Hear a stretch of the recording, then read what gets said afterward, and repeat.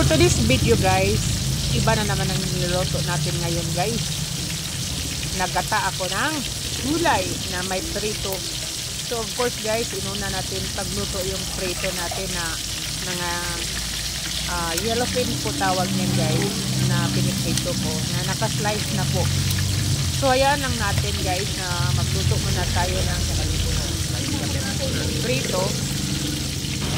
So ayan guys, hayaan lang natin na matapos tayo magprito, saka tayo maggisa ng kamatis. Of course, kamatis muna ang igigisa natin sa mainit na mantika guys, at iitosin lang natin yung kamatis na talagang malata siya. Tapos saka natin ilagay yung ibang sangkap.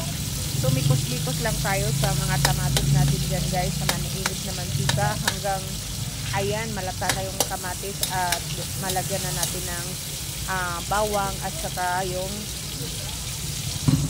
sibuyas po mga lalab. So ayan guys, nilagay ko na yung bawang at saka sibuyas. Igisa natin sa kamatis. Ayan. So hayaan natin na magigisa yung bawang at saka sibuyas sa ating kamatis.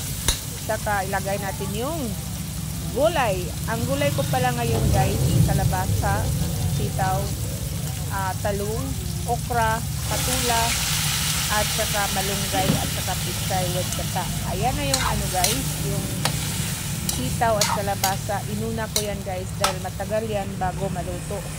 So pakuluan natin siya guys with siguro mga 3 minutes guys. So lagyan na natin siya ng asin, kasi ang asin kailangan talaga ilagay mo muna yan, saka ka na lang mag-add-on ng asin kung hindi pa masyadong tama yung timpla, medyo matabang, saka tayo mag-add-on ng asin.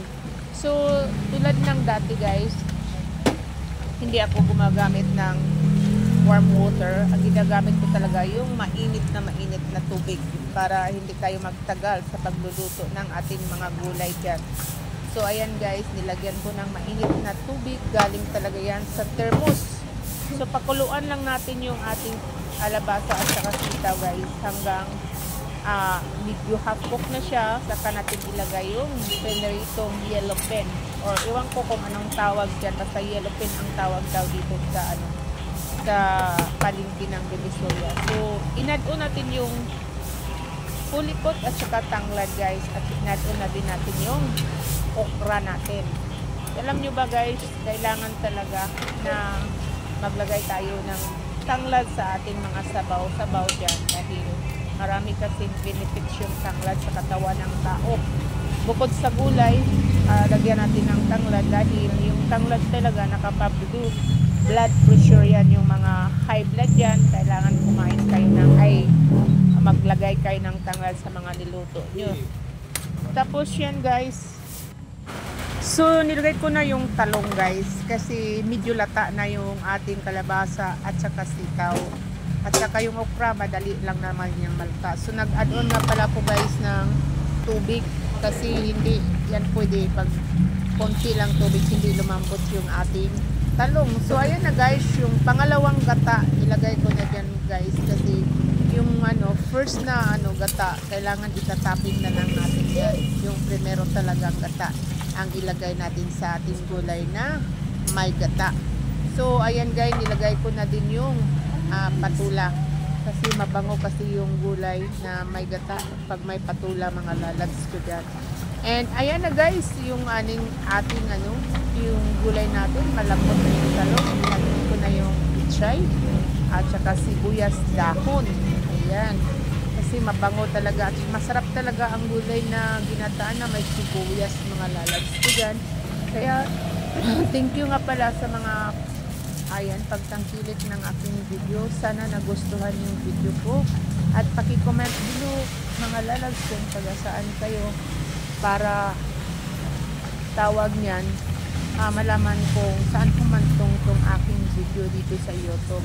So the last but not the least guys, ilagay na natin yung unang gata. Pero hindi ko pa inubos guys, dahil gusto ko tikman ko muna kung tama na ba yung lasa, hindi ba maalat. Ayan, pero so far guys, okay na yung lasa. So ano pang hinintay natin? kumuha na kayo ng mga bowl dyan para kakain na tayong tanghalian.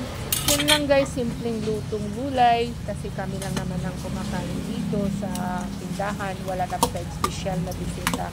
So yung last na dahon-dahon guys, yung malunggay. Kasi madali lang malata yung malunggay.